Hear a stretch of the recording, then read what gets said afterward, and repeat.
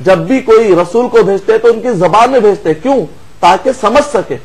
اور قرآن مجید کو علماء نے ترجمے کیے ہیں، ہر مسلک ہر جماعت والے نے الحمدللہ ان کے علماء نے ترجمے کیے ہیں. کیوں ترجمے کیے ہیں؟ عالموں کو تو ترجمے کی ضرورت نہیں ہے، عوام ہی کے لیے کیے ہیں. اس کا مطلب یہ نکلا کہ پورے عالم متفق ہے ترجمے کے لیے. شکریہ مدنی صاحب. آئیے اور ایک کالر لائن پر ہے، دیکھتے ہیں کیا کہنا چاہتے ہیں. ہیلو السلام علیکم. اور ہمارے گھر کے سبھی بچے اور بڑوں کی طرف سے آپ کو، مدنی صاحب کو بھی اور آپ کو بھی بہت بہت سلام. بہت بہت شکریہ، اللہ جزائے خیر دے آپ کو. جی فرمائیے، آپ کا کیا سوال ہے؟ ہمارے گھر کا پاور چل جانا اور اس کے لیے ہم کو کھلے آسمان کے نیچے کلام پڑھنا پڑتا. اچھا جی، اس کے لیے یہ جائز ہے یا نہیں آپ بتا سکتے؟ بتا دیجئے آپ ہم کو. جی بہتر، بہت بہت شکریہ، آپ نے ہمیں کال کیا. آئیے آپ کے سوال کو جانتے ہیں، کیا کہتے ہیں مدنی صاحب اس سوال سے متعلق. پاور چلا گیا گھر کے باہر کھلے چھت پر نماز پڑھنا پڑتے ہیں، جیسے لائٹ بند ہو گئی گرمی کی وجہ سے، اندھیرے کی وجہ سے خواتین کھلی چھت کے نیچے نماز پڑھتی ہیں، سلام پڑھتی ہیں. بہرحال وعلیکم السلام ورحمۃ اللہ وبرکاتہ. بہن نے ابھی یہ سوال کیا ہے کہ جب کرنٹ چلا جائے تو ایسے وقت پر کیا کھلے چھت پر ہم سلام یا صلات پڑھ سکتے ہیں یا نہیں پڑھ سکتے؟ جہاں تک خواتین کا مسئلہ ہے تو ایسے وقت پر اگر چھت کے اوپر جانا پڑے تو ایسے وقت پر پردے کا خیال کر لیجئے. اگر آپ پردے کا خیال کر لیتے ہیں، اطراف میں ٹینٹ لگا لیتے ہیں، یا آپ کا خود چھت اتنا محفوظ ہے، دیواریں کھڑی ہوئی ہے، تو الحمدللہ کوئی مسئلہ ہی نہیں. تو خیال یہ کیجئے کہ تاکہ ایسی جگہ پر نماز نہ پڑھے، ایسی جگہ پر خواتین نہ جائے جہاں پر کہ غیر محرموں کو موقع ملے کہ وہ آپ کو دیکھیں. آپ اپنی حد المقدور کوشش کیجئے، اس کے بعد اگر کوئی دیکھتا ہے تو آپ کے لیے گناہ نہیں ہے.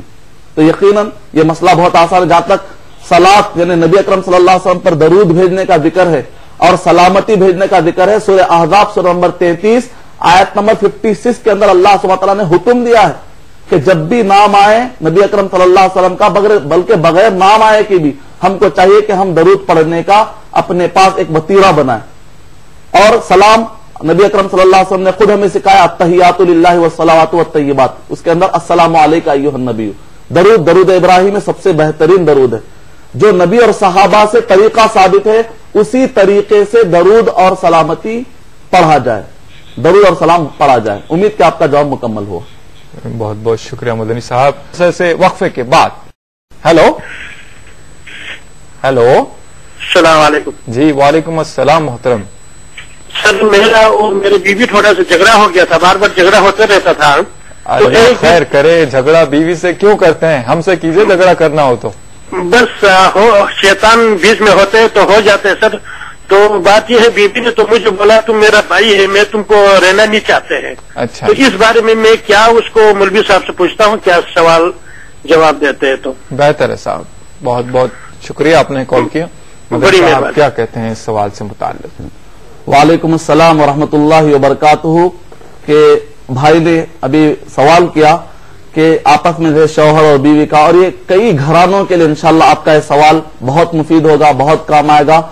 ایک بہت ہی پیاری حدیث جو نبی اکرم صلی اللہ علیہ وسلم نے بتلائی ہے تاکہ ہم مسلمان چوکنا رہے شیطان سے، کہ نبی اکرم صلی اللہ علیہ وسلم نے فرمایا کہ ہر دن مغرب کے وقت شیطان اپنا تخت بچھاتا ہے پانی کے اوپر، اور اس کے بعد سارے شیطانوں سے جو اس کی پوری نسل ہے اس سے کارکردگی سنتا ہے ان سے، اور کہتا ہے کہ تم نے کیا کیا. کوئی کہتا ہے بھائی میں نے لڑا، کوئی کہتا ہے کہ میں نے اس سے لڑا دیا. لیکن ایک شیطان آ کر کہتا ہے کہ میں نے شوہر اور بیوی میں لڑائی جھگڑا کروا دیا.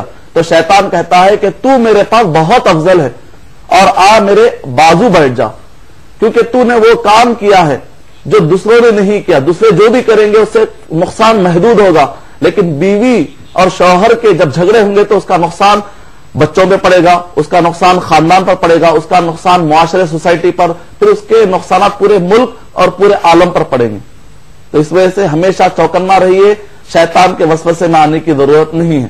اور جہاں تک یہ ہے کہ مسئلوں کو ٹھنڈا کرنے کے لیے جب اختلافات ہوتے ہیں تو خاموشی اختیار کیجیے، تھوڑی دیر گھر سے باہر نکلنے کی کوشش کیجیے، ٹھہرے ہوئے اگر ہوں تو بیٹھ جائیے، اور اگر غصے میں ہوں تو پانی پینے کی کوشش کیجیے، وضو کرنے کی کوشش کیجیے، اور اعوذ باللہ من الشیطان الرجیم ذرا مضبوط آواز کے ساتھ کہیے. سورہ فرقان سورہ نمبر 25 آیت نمبر 74 خالی اوقات میں پڑھتے رہیے کہ اللہ सुबहान तआला इन हालात में मुझे सब्र अता कर, आम हालात में भी दुआ कीजिए। अगर आप इन अहम चीजों को पूरा करेंगे तो बहुत हद तक इंशाअल्लाह आपके मसले खत्म हो जाएंगे। उम्मीद कि आपका जवाब मुकम्मल हो। शुक्रिया मदनी साहब। आइए नाजरीन एक SMS लेते हैं। खुर्शीद साहब नागपुर से लिखते हैं, क्या कुरान बिना वजू पढ़ सकते हैं? वालेकुम अस्सलाम व रहमतुल्लाहि व बरकातुहू। कुरान मजीद पढ़ना एक अलग सवाल है, कुरान मजीद छूकर पढ़ना एक अलग सवाल है। जहां तक कुरान मजीद पढ़ने का सवाल है तो अल्हम्दुलिल्लाह नबी अकरम सल्लल्लाहु अलैहि वसल्लम एहतियात करते थे कि हमेशा बावजू रहे, अल्लाह का जिक्र भी हो तो वजू की हालत में रहे। बेहतर तो यह है कि इस हालत में भी जब भी आप अल्लाह का जिक्र करें तो वजू की हालत में करें। लेकिन नबी अकरम सल्लल्लाहु अलैहि वसल्लम से खुद साबित है कि नबी अकरम सल्लल्लाहु अलैहि वसल्लम जब तहज्जुद के लिए उठते थे तो उस वक्त पर दुआ करते थे, रब्बना मा खलक़ता हाज़ा बातिला। नींद से उठने के बाद जाहिर बात है वजू टूट जाता है।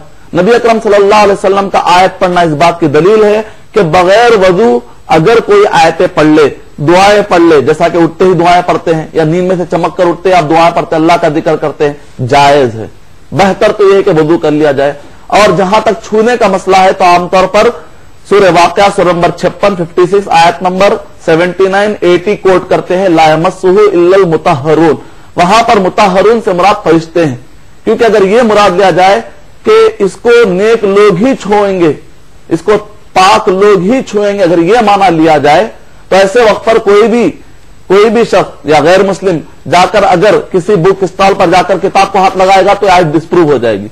या अगर कोई कहे कि नहीं, इसका मतलब ये है कि ना छुए मगर ये कि तहारत की हालत में, तो यकीन कॉन्टेक्स्ट चल रहा है उसके हिसाब से वहां पर फरिश्ते मुराद है। और जहां तक के मसला आता है सहीफा अमर बिन हजम की जो मशहूर रिवायत है, अमर बिन शुआइब अन जद्दी की रिवायत के मुताबिक अल्लाह यमस्सल कुरान इल्ला ताहिरुन, तो यहां पर ताहिर से मुराद वैसे कई तफसीरें की गई हैं, लेकिन दूसरी हदीस के अंदर बताया गया अल मोमिनु ला यंजुस, मोमिन कभी नापाक नहीं होता।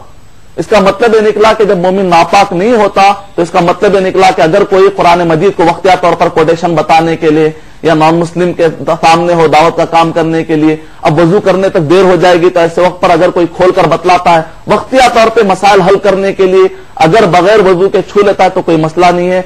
लेकिन बाकायदा तिलावत के लिए बैठते हैं तो ऐसे वक्त पर हम कहेंगे मुसलमान अदब कर इस कुरान मजीद का, कि जो अगर पहाड़ों पर उतर जाए तो पहाड़ रेजा रेजा हो जाएंगे। तो ऐसे वक्त पर अदब का तकाजा यह है, मुस्ताहब है, इस पर किसी का इख्तलाफ नहीं, मुस्ताहब होने में इस मसले में तो बेहतर ये है।